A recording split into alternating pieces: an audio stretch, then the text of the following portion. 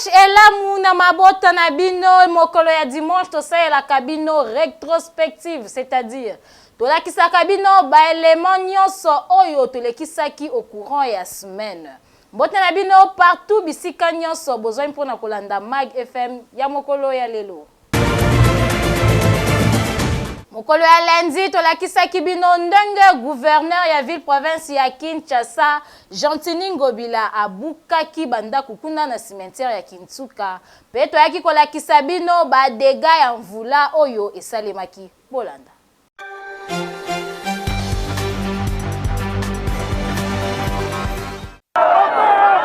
Alakaki pe akokisi yango. Yenani Gentini Mbaka Ngobila, le premier citoyen ya ville province ya Kinshasa, alobaki ete akokita bongo na cimetière ya Kintsuka po ete ayeba bongo na ko démolir bandako nyonso oyo etongama likolo ya batombo. Botala lolenge nini tracteur e kosala musala na yango bakobuka bandako. Kasi tala oyo lolenge kani bakuti tombo na kati ya ndako. Yakokamo ezali ete bato bamesani kofanda na bawei esika moko. Boyo kaye moko ndenga apeseli.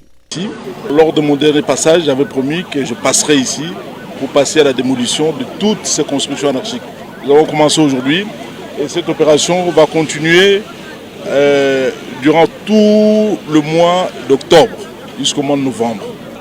Il ne s'agit pas seulement du cimetière de Kintsuka, nous allons continuer dans d'autres cimetières également. Silvano Kasongo oya accompagna qui gouverneur pe azanga ki akolobate. Toza na réquisition biso tosala mosala approprié bato service ya affaire foncière pour la kobuka bato ba respecter liquide doté. Lelo kona 4e fois kobuka. Ebongaka nde boye sengeli bongo respect na bawei ezala cimetière ekozala esika bato bakoki kofanda ata soki mokete. Tala ndeti awa tombo ekomi nango terrain d'entraînement ya bantaba. Tala nde bazobunda, tala nde bazosakana nyonso wana likolo ya mowei. Ata pasi yango eleki luka bisika o bato bazali ofanda bisika bato balobaka te bamona na kate silence total ezalaka ebongi na bato bomoite. Kasi gouverneur Gentini Ngobila atalisi ete ezali bongo site ya liboso baponi opération ekokoba bongo na ba cimetière nyonso. Soki oza moto oyo fandaka na cimetière yeba déjà ke na mikolo ezali koya ndaku na yo pe bakobuka lolenge babuki oyo tala ndenge bakobuka.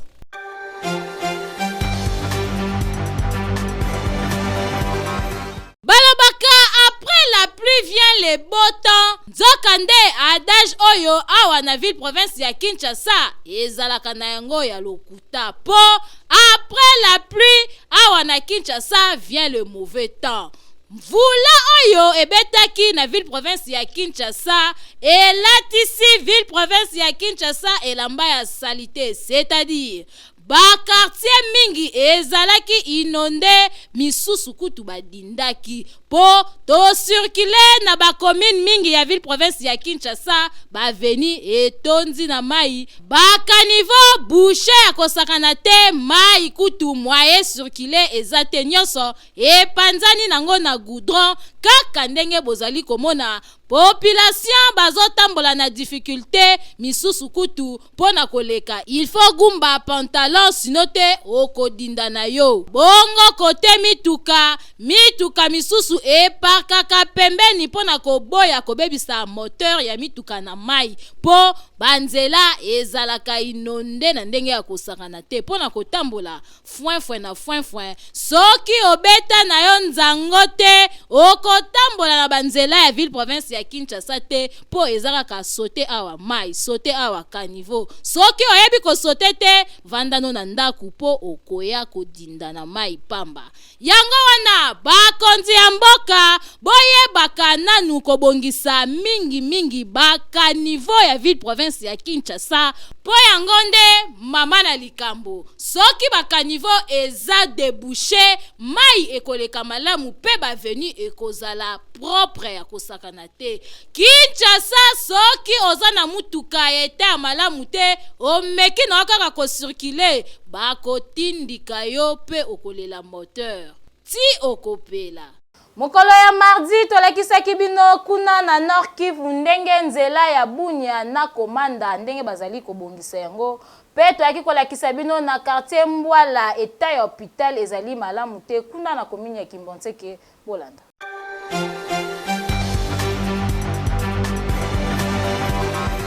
Tozali na RN 27 na axe Bunia Komanda na territoire ya Irumu bisika nini bino moko bozali komona lolenge nzela oyo ezali vraiment na eta malamu te ata koleka ya mituka ekoma kokoso na yango gouverneur militaire na kombo ya lieutenant général Luboya Kasha Majoni azwa kibongo makanisi ya ko réhabiliter nzela oyo pona kosunga population oyo ezali na ngambu oyo e babongo na ko se déplacer normalement kasi cause ya kobeba ya nzela oyo ezali bongo ba engin to ba mituka oyo ya minene oyo tomesana kobenga ba camion nde esalaka trafic ya nzela oyo na souci na ye azali na yango pona population ya Bunia alobaki ete akoki kotika nzela oyo ezali ya importance capitale na ita oyo te nde adepesha kibongo génie militaire ya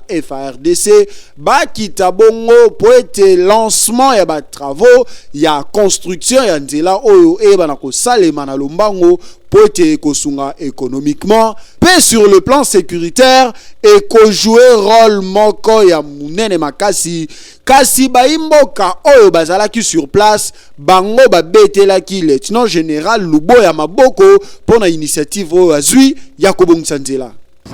oyebi ke balabala oyo na niveau ekomaki ezalaki impraticable tolobi merci na gouverneur po plaidoyer na biso ayoki administration militaire oyo ezali géré na ye moko le gouverneur militaire lieutenant général Luboya Kasha Majoni elalité ezali bongo ko continuer musala na yango kasi total sabino ete asi asali ba trafic ebele lokola Bunya Kasini, Bunya Mahagi, Bunya Mungwalu, Mambasa Makeke esengeli boye ba ete mission na ezali non seulement ya ko sécuriser population oyo bazali bongo na état de siège na partie est ya Congo kasi ezali pe pona ko contribuer na développement ya province oyo et ko sale loko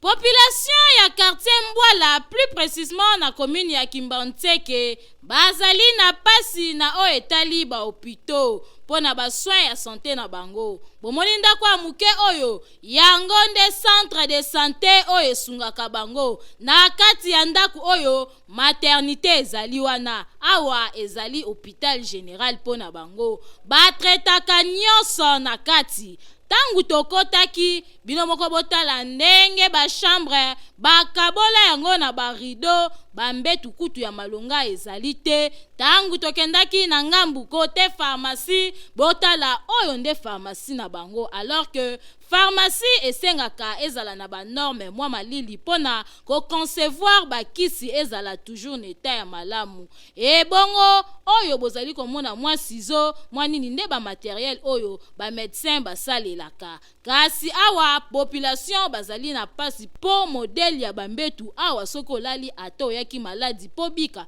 okobika noki te po soki olali ozoyoka pasi na pasi population baleli makasi na bakonzi ya mboka basunga bango baya kobongisela bango hôpital to batongela bango hôpital ya malamu boka ye moko le docteur ndenge apeselaki na micro ya Mag FM ndenge na bana sala fa bat ndenge nzamba pesa mo possibilité donc na kanse oyo 4e année déjà na subunda bunda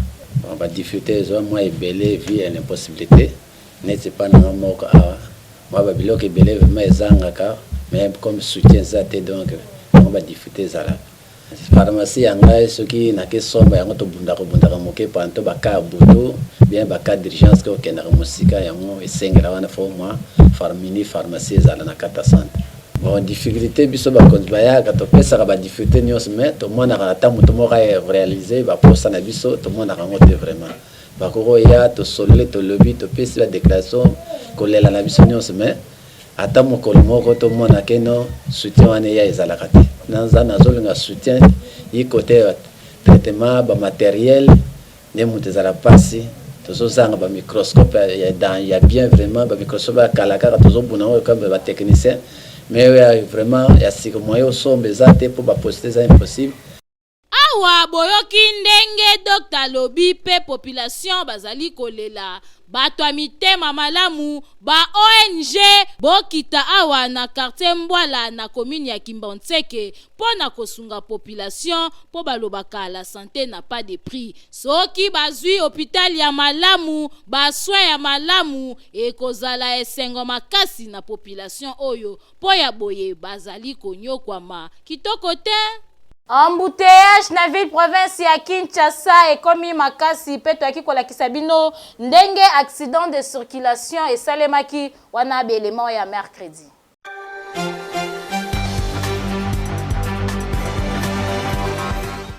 Ya bambouteillage na ville province ya Kinshasa ezali komata di jour au jour lokola to ya dollar ko kamwa. Soki otamboli na banzela mingi okomona ke ezala na tongo to na pokwa okozanga te kokutana na embouteillage. Ba chauffeur bakoma akende boya kutani nango azonga boya kutani nango ndenge kaka balobaka okimi mbula na ebale. Kasi constate osali elingi kolobake mituka ekomi ebele kasi banzela eza muke suite ya ba route secondaire mingi ekoma na ete ya mabe yango nde ezali à la base ya phénomène oyo. En tout cas population azali konyo kwa makasi bakonzi boluka solution po ezali kosala pasi ata olongwe na air ya bien na ndaku okokoma kaka na retard esika ozali kokende likolo ya bambouteillage boye ezali malamu te.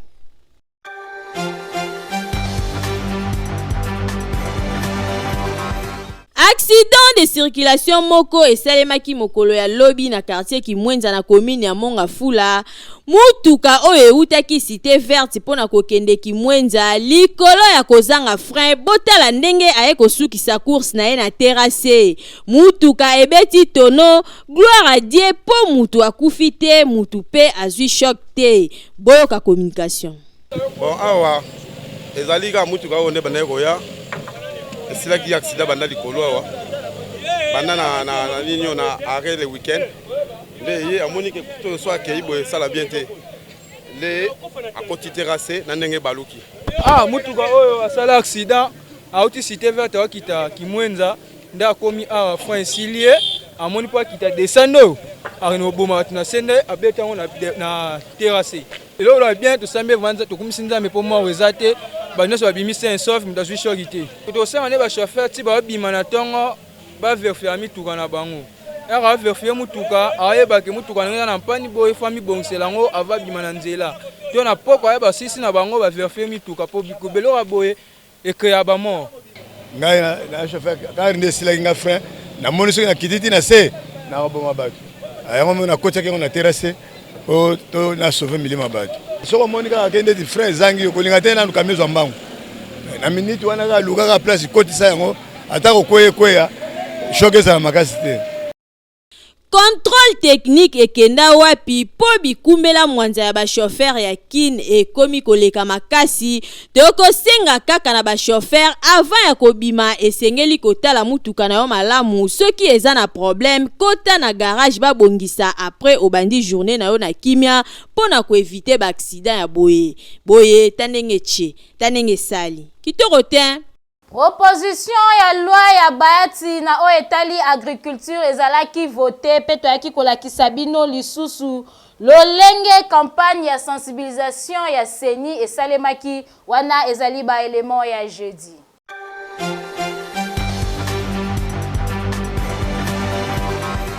Na plénière na bango ya lobby mercredi 26 octobre 2022, ministre d'État en charge de l'entrepreneuriat petites et moyennes entreprises, Eustache Muyanzi azalaki bongo invité et par ba sénateur na question orale avec débat. Oyo ba adressaki na sénatrice Victorienne Louis na o etali opérationnalisation ya fonds de garantie de l'entrepreneuriat na Congo. Na kati kaka ya exercice wana boyebake auteur ya question orale oyo ayebaki bongo na kozwa maloba na débat général pe ba sénateur msusu bayebaki bongo na ko intervenir kaka na o etali opérationnalisation ya structure oyo ezalaki bongo mise en place et par gouvernement central na mois ya mai ya 2021. FOJEC oyo ezali bongo établissement public ezali bongo na mission ya ko mobiliser ko collecter ba ressources financières na niveau national pe na libanda ya mboka mingi bazali pe na accès ya start-up micro pe petites et moyennes entreprises na artisanat na kati ya ba Congo na o etali bongo financement pe projet ya ba banque commerciale pe na ba institution microfinance. Depuis la mise en place du conseil d'administration, toutes les démarches effectuées auprès de vous pour débloquer ces fonds afin que la promesse du président de la République et le corps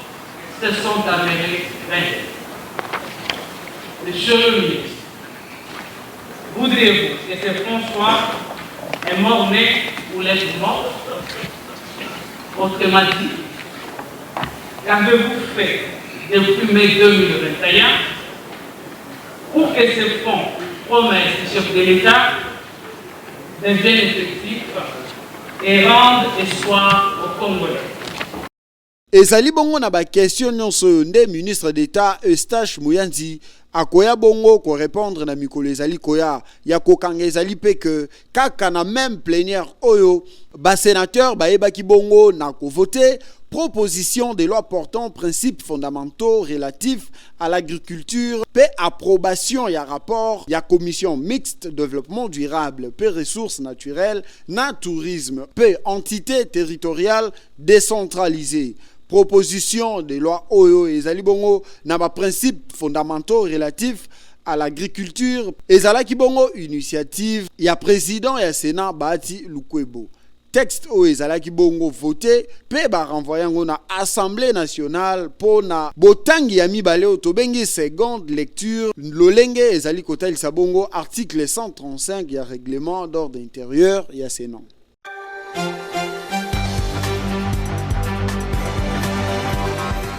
Commission électorale nationale indépendante CENI a lancé bongo campagne ya sensibilisation pe identification ya enrôlement ya ba électeurs pour na élection oyo ekoya na 2023. Na yango mwana mboka Didi Manara o azali bongo deuxième vice-président ya CENI azwaki maloba pona kotalisa motuya ya sensibilisation oyo pe opération ezali ko salema ezali bongo indispensable pona ba congolais nyonso esengeli bakota déjà na bain pona koyeba ete 2023 ekoratete na o etali ba élection lokola moto nyonso azali kolinga yango kasi yango ezalaka ke élection te mais ezala bongo na transparence nyonso. Étape oyo ya identification ya enrôlement ya ba électeur ezali très importante. Pourquoi? Parce que sengeli bongo ba congolais ba yeba na kozwa ba mesure pe conscience na o etali mobilisation ya tous les citoyens pour être bango bae babongo na ko soutenir campagne oyo pour être tant fichier électoral oyo kobima esengeli ba partie prenante nyonso oyo ba ko participer na processus oyo bae bana ko accompagner CENI pour être réussite ezala bongo total na oyo etala ki bongo enrôlement ya ba électeur. Didi Manara a expliqué qui pourquoi société civile n'a pas partenaire msusu oyo ba accompagnera CENI bazali à l'honneur en séjour et zali poete ensemble babuna poete bae bana kolonga ata territoire moko te ya Congo tope congolais moko aye bana ko rater processus oyo ezali motuya congolais no se sengeli azala enrôler poete bao bazana droit ya ko voter basala yango lolenge sengeli. Vendredi, toyaki kolakisa bino loi ya prorogation ndenge ezalaki voté. Pe toyaki kolakisa bino ndenge MONUSCO asengaki na Rwanda na RDC bakotisa kimia pona Grand Lac. Pe lisusu toyaki kolakisa bino ndenge gouvernement congolais akokisi posa ya ba médecin po basilisa greffe na bango Polanda.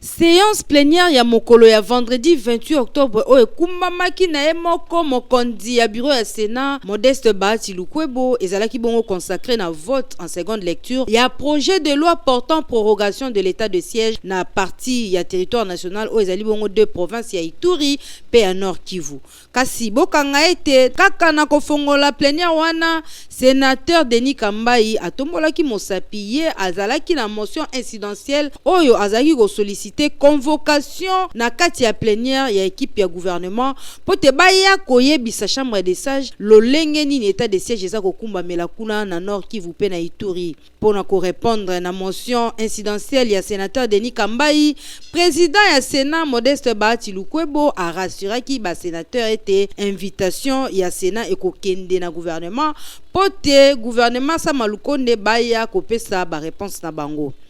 Sur 109 membres qui composent le Sénat, 78 membres ont pris part au vote, 71 membres ont voté oui, 4 membres ont voté non, 3 membres ont voté par abstention. En conséquence, le Sénat vote le projet de loi autorisant la prorogation de l'état de siège sur une partie du territoire de la République démocratique du Congo. Je signale que ce texte de loi sera transmis à son Excellence Monsieur le Président de la République pour promulgation.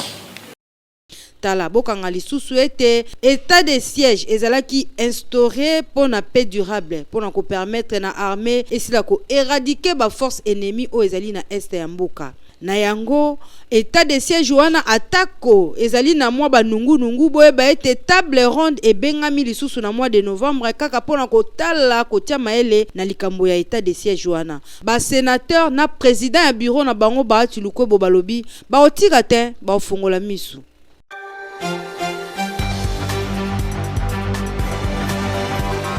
Jusqu'à quand Rwanda kotika ko soutenir ba M23 pona ko attaquer République démocratique du Congo? Bande konangai yango esalaki ete ambassadeur Robert Wood o azali représentant alternatif pona ba affaire politique spéciale a beta ki sete na o etali instauration ya paix na espace à Grand Lac et sengito simba ete kimia pona ezali ko dépendre na processus politique o ezali volonté politique pe na ba solution politique na tina na yango a sengi ete RDCP Rwanda bakene na voie ya dialogue o wapi ekosenga ko engager na asima ya volonté ya Rwanda atika koniata ba effort ya kimia na RDC na nzela ya ba M23. Pona ye stratégie régionale ya Nations Unies na kati ya ba pays ya Grand Lac eza moyen moko important oyo kosala ete instauration ya paix efanda na ndenge longo bani abakisaki lisusu bango bazali kosepela na lolenge kani envoyé spécial azali ko utiliser mission na ya bons office pona koluka kimia ya libela entre République démocratique du Congo na République ya Rwanda.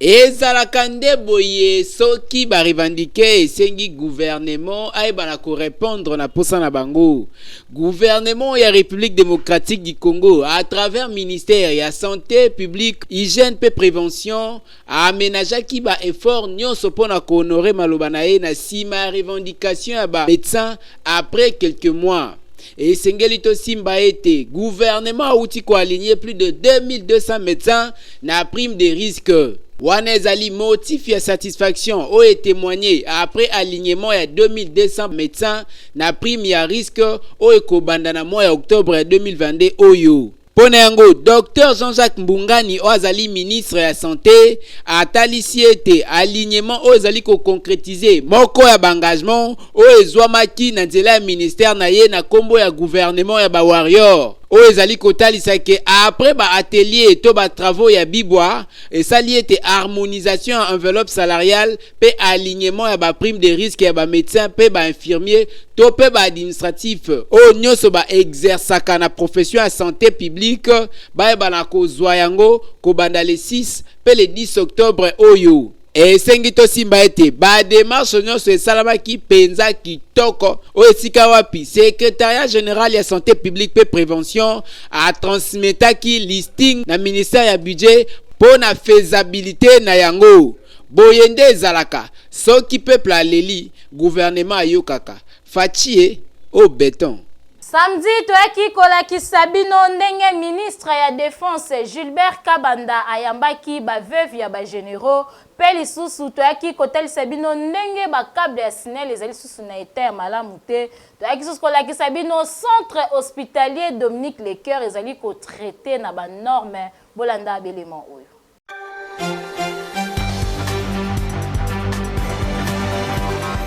Ministre ya Défense Dr Gilbert Kabanda Kurenga azali moto ya motema boboto bondimela ngai tala avandi akanisi ba veuve ya ba généraux abengi bango apesaki bango badon ya ba jeep esukaki wana te asololi na bango masolo ya kati na ba difficulté o bazali kokutana nango ayebisi bango baza motema kokita papoyo Dr Gilbert Kabanda azali moko ya ba membre gouvernement o bazali kotia vision en chef de l'État sur le social na priorité tala akanisi ba mama oyo mibali na bango ba servaka armée congolaise yoka ba mama onde ba betimbela. Bon, merci autant que coordonnatrice et à ba mama vive des généraux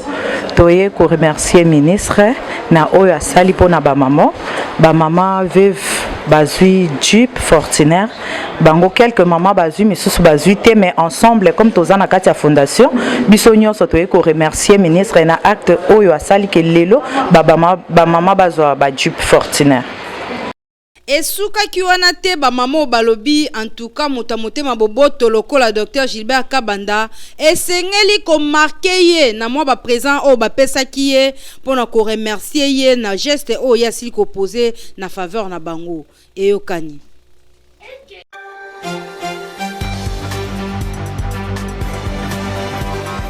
Suite ya manki a suivi ya ba câble ya SNEL mokolo ya lelo na ba avant midi bino moko botala ndenge courant ezali kopela moto awa tozali na avenue Charpentier plus précisément na commune ya Limete bandeko basutuka kaka ba câble bandi kopete moto epeli milinga ya kosakana te kaka ndenge bozali komona population oyo ezalaki pembeni bakomaki alerte babundani pona koboma moto ezalaki un peu compliqué ti moto eye kokufa kasi boye ezali kitoko te bajan ya SNEL bokitaka bolandelaka bakable na bino po boye ezalaki risque événement ya matadi kibala eya kosalema pe awa po soki moto oyo etambolaki na bakable keiti na poto elingaki ezala scandale bibembe elingaki elala awa boye ezali kitoko te en tout cas bakonzi ya SNEL bosalaka suivi ya bakable na bino boyoki.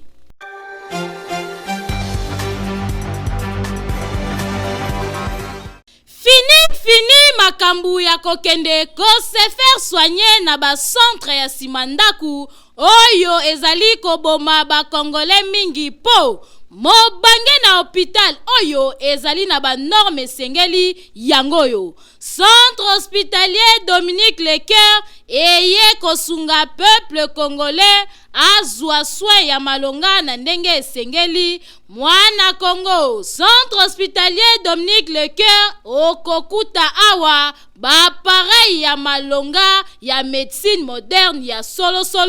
oyo ezali ko détecter maladie nyonso ebombani na nzoto ata ebombani na songe ya suki grâce ya ba pareil oyo maladie wana ekozala détecter. Awa bazali na laboratoire ya malonga kaka pona kosunga peuple congolais esengeli boyeba ke ba médecin oyo bazali ko traiter pe awa bazali ba médecin oyo batanga médecine na libanda ya mboka kasi baye ko pratiquer yango awa na République démocratique du Congo pona kosunga bandeko na bango bazwa so ya malonga na ndenge esengeli. Na oyo etali prise en charge bomitungisama te kokende libanda ya mboka na centre hospitalier Dominique Lecoeur, prise en charge ezali assurée. Esengeli koyeba lisusu que centre hospitalier Dominique Lecoeur ezali na ba service lokola chirurgie, maternité, radiologie, kinésithérapie, échographie, endoscopie. Nyonso wana kaka po basunga peuple congolais ba patient na bango bazala bien traité. Na oyo etali cas d'urgence soki obeli na ndaku ozali na possibilité ya kokoma hôpital benga kaka ba numero oyo po awa ba ambulance ezali bakoya kozwa yo tina ndaku pe babandi ko traité yo na kati ya mutuka ti bokokoma na hôpital. Makambo boye okomona ngo bipai nini soki na centre hospitalier Dominique Lecoeur te. Otuningai centre hospitalier Dominique Lecoeur ezwami wapi? Boki Mambangu na quartier Joli Park, avenue Ring numéro 4, plus précisément na commune ya Ngaliema. Bokende na bino bikenda kenda te na ba hôpital ya Simanda Kupo, la santé n'a pas de prix. Boyoki tokomi na suka ya Mag FM oyo tosalelaki bino retro kasi soki bosepelaki na édition ya mukolo ya lelo bopesa merci na équipe rédactionnelle pe équipe technique oyo bazalaki wana pona kosala musala kitoko parce que technique ekumba makina le DT valable directeur technique le géant de la soirée Mouya oyo azalaki wana pona komanie machine kitoko po bolanda biso na bandaku na bino toloba lisusu nini eloba nango maître Maloua Billy Cléophas. Nul n'a le droit d'être heureux seul sur la terre. Boyoki ngana bino tokutani mikolo ezali koya te